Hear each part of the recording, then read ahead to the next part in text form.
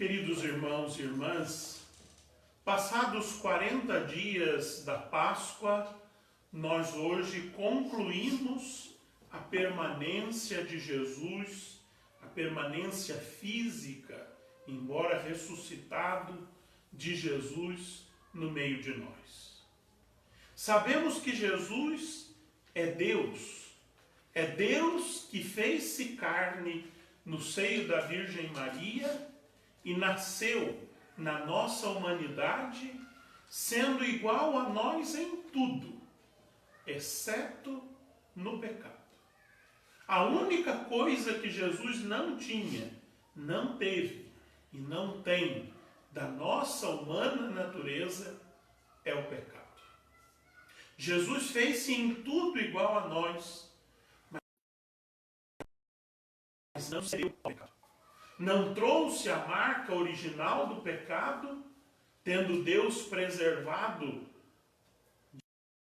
de maneira nada a sua imaculada mãe, para que o pecado original não tocasse nele, e ele mesmo, durante a sua vida, foi impecável na sua fidelidade ao Pai e ao seu projeto.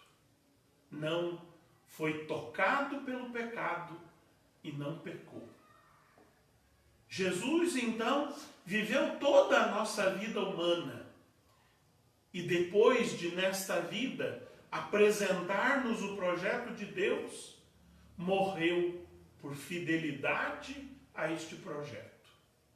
Mas Deus não o abandonou à morte. Deus o ressuscitou. E ressuscitado, Jesus poderia ter imediatamente voltado para junto do Pai e do Espírito Santo, de quem ele nunca se afastou para fazer-se um de nós. Mas ressuscitado, Jesus percebeu que ele ainda precisava ficar desta nova forma presente junto dos seus discípulos, para que eles compreendessem a ressurreição e criassem convicção profunda, arraigada, enraizada, de que aquele que eles viam depois de morto não era um fantasma, mas era o Senhor ressuscitado. E que essa ressurreição, esta vida nova, inédita, que ninguém nunca tinha visto, e por isso que gerava tanta confusão aos próprios apóstolos que achavam que era um fantasma, a Maria Madalena, que o confundia com o jardineiro, para retirar toda esta confusão e dar aos discípulos convicção de que ele, o primeiro vivente, o primeiro que nasceu da morte, o primogênito dentre os mortos, tinha com a sua ressurreição inaugurado a vida eterna para todos nós. Jesus então permaneceu com a sua comunidade 40 dias depois de ressuscitado. Esses 40 dias, esta quarentena de Jesus com os seus discípulos, deu-lhes esta convicção de que eles não viam um fantasma, mas eles encontravam o Senhor ressuscitado. E aquela primeira comunidade cristã aprendeu que o Senhor ressuscitado estava com eles sempre que eles se punham em comunhão. Onde 2 ou mais estivessem reunidos em nome do Senhor, o Senhor estava ali, no meio deles. E nós repetimos isso convictamente, com aquela mesma convicção da primeira comunidade. Hoje ele está no meio de nós. Nós não estamos no mesmo lugar, mas estamos em comunhão. E onde estamos em comunhão, o Senhor está no meio de nós. O ressuscitado está no meio de nós. Nesses 40 dias que o Senhor ressuscitado permaneceu com a comunidade cristã, ele foi nos ensinando algumas coisas que ele já tinha dito, mas ia retomando. Por exemplo, que na casa do Pai há muitas moradas e que a nossa vocação é a eternidade, que nós fomos criados para a casa do Pai e não para essas nossas casas passageiras. Jesus foi nos ensinando, na sua permanência ressuscitado no meio de nós, que a nossa vocação é o céu, que nós fomos criados para o céu. E agora, depois de 40 dias, ele que inaugurou a ressurreição, inaugura o caminho da humanidade para junto de Deus. Eu gosto muito de pensar, não sei se vou me fazer entender, espero que sim, que quando Jesus, o Verbo de Deus, desceu de junto do Pai e do Espírito ao seio da Virgem Maria, ao anúncio do anjo, Deus desceu puro. Era só Deus. Era o Verbo de Deus. Era só Deus, Deus mesmo, Deus puro, que desceu do céu, porque só existia Deus no céu. E fez-se homem no seio da Virgem Maria. O seio da Virgem Maria, o ventre sagrado da mãe, é o lugar onde a divindade se encontra com a nossa mais perfeita humanidade. A humanidade única que não fora tocada pelo pecado original. A partir deste encontro, que a teologia chama de união hipostática, ou seja, de uma união que jamais se poderá separar, Jesus não é mais só Deus. Jesus não é mais Deus puro. A partir da união hipostática no ventre de Maria, Jesus é, como nós vamos rezar no credo, verdadeiro Deus e verdadeiro homem. Não é metade Deus e metade homem, mas 100% Deus e 100% homem. E ele pode ser 100% homem, embora não seja.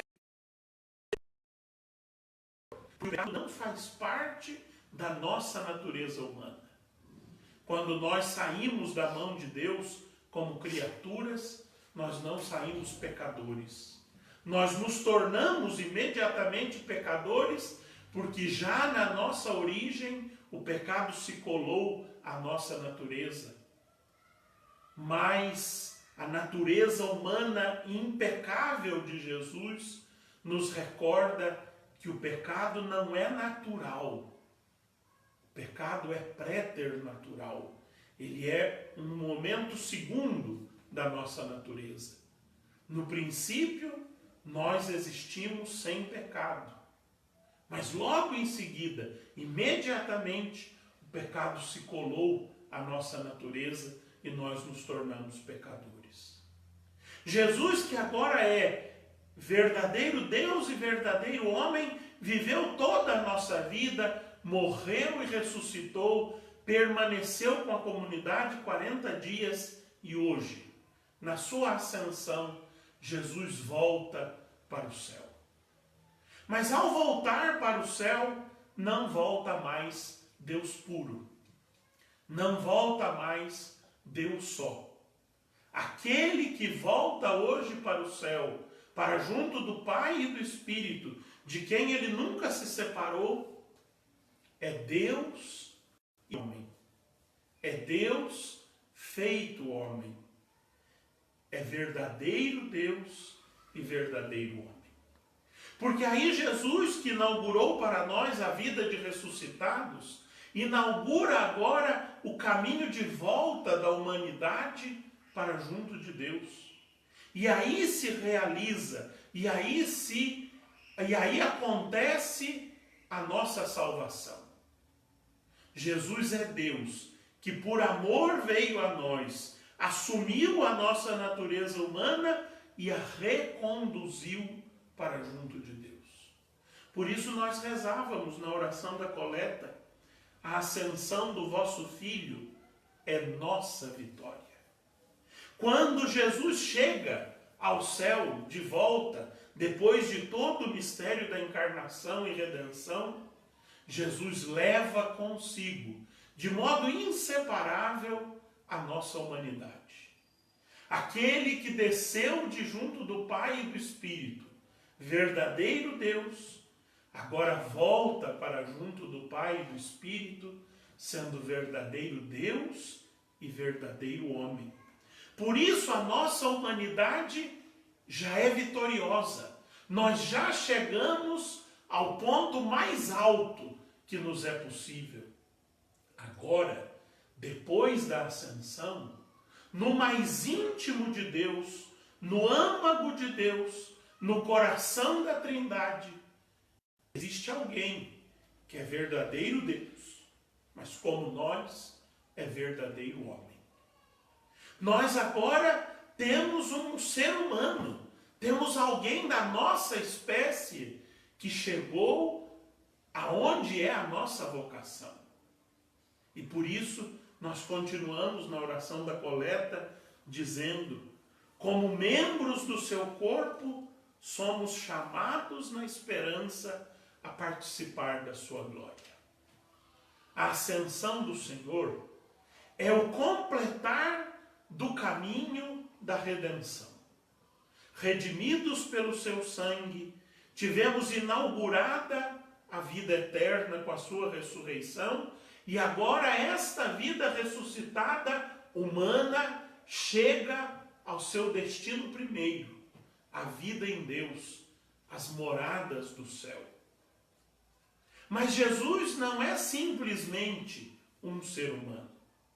Jesus é verdadeiro Deus e verdadeiro homem, e como tal, São Paulo nos recorda que ele é a cabeça da igreja, que é o seu corpo. E nós somos membros do seu corpo pelo batismo. Se a nossa cabeça já chegou ao céu, se a nossa cabeça, Cristo, já sentou-se à direita do Pai, nós somos atraídos na esperança. Eu não sei se vocês que são mais novos e que fizeram menos arte do que eu quando era criança, mas quando eu era criança havia uma regra entre os meninos que faziam arte, que se a gente quisesse furar uma cerca, passar uma grade ou alguma coisa assim, a gente tinha que fazer um teste. Você vai passar numa grade, como é que você vai saber se passa ou se você não vai ficar entalado? Era passar a cabeça. E os meninos diziam: se a cabeça passar, o corpo vai atrás. O corpo vai também. Nem sempre funcionou, porque eu sempre tive algumas coisas maiores do que a cabeça. Mas existia essa regra. Meça com a cabeça. Porque se a cabeça passa nesse vão da grade, o corpo vai atrás. Tem um buraco na cerca. E nós entrávamos lá para chupar laranja ou para sei lá o quê. E não era nosso, né? Então tinha que sair correndo. Como é que você sabia se você passaria de novo naquele buraco? Se a cabeça passasse tranquilamente. É isso que conosco aconteceu na ascensão do Senhor. O Senhor, que é a nossa cabeça, já sentou-se à direita do Pai. Agora nós, que somos o seu corpo, vamos no mesmo caminho, vamos na mesma toada, vamos pouco a pouco, percorrendo o mesmo caminho daquele que é a nossa cabeça. Essa é a nossa vida, essa é a nossa vocação. Para isso nós fomos criados. Nós não fomos criados para viver longe de Deus, distantes da sua casa como filhos pródigos. Nós fomos criados para morar na casa do Pai. E Ele está sempre de braços abertos à espera do nosso retorno. Há 7 dias retornou para a casa do Pai a nossa irmã Miriam. Fez este caminho, foi ao encalço do Cristo nossa cabeça. A vida que o Senhor ressuscitado inaugurou para ela e para nós, e que ele por primeiro percorreu de volta para junto do Pai, agora a Miriam percorreu há 7 dias, e todos os nossos irmãos e irmãs que sufragamos nesta Eucaristia também já percorreram este caminho, e todos nós percorreremos. O Senhor encerrou hoje a sua missão na terra, encerrando a última peça, a última parte do nosso caminho de salvação. Mas existe um último elemento que é muito presente no Evangelho que nós ouvimos e que eu não posso terminar sem salientar para você. Jesus foi-se embora. É claro que ele prometeu permanecer conosco todos os dias até o fim do mundo, e aquilo que o Senhor promete, ele cumpre. E nós sabemos disso. Ele está no meio de nós. Mas não da mesma forma. O Senhor não está mais fisicamente no meio de nós. Nós hoje ouvimos a sua palavra proclamada, comemos e bebemos do seu corpo e do seu sangue, mas não tocamo-lo fisicamente, não ouvimos o timbre da sua voz. A sua presença é sacramental e espiritual no meio de nós. De modo que essa presença sacramental e espiritual, que é precisamente a presença na ausência, porque se não há ausência, não é preciso o sacramento. O sacramento só se realiza para tornar presente algo que está ausente. Se você vai ao encontro da pessoa que você ama, você não precisa levar um beijo. Você precisa mandar um sacramento, um cartão onde você escreve um beijo, quando você não vai. É presença do ausente. O Senhor está presente no meio de nós, mas numa presença do ausente, uma presença sacramental. O que eu quero dizer com isso? Eu quero dizer com isso aquilo que diz o Evangelho. Jesus já fez a parte dele.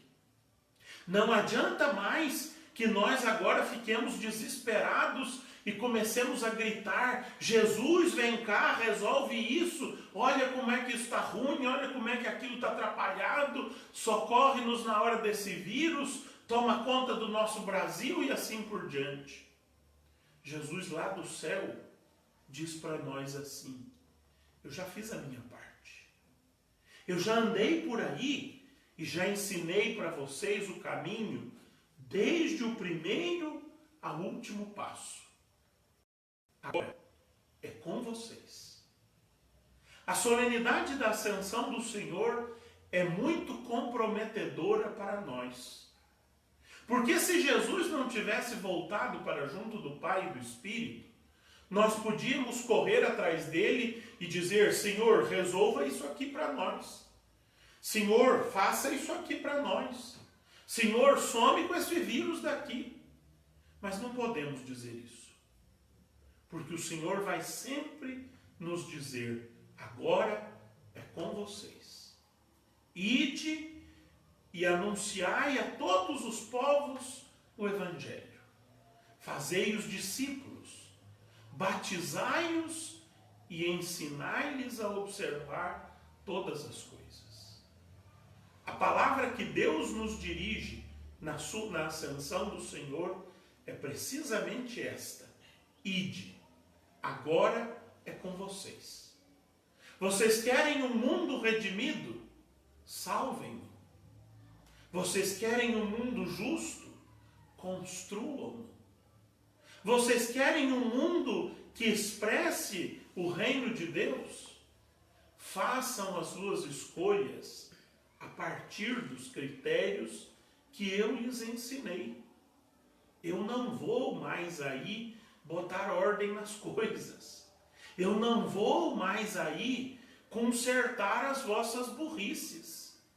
Eu não vou mais aí resolver problemas que vocês criaram.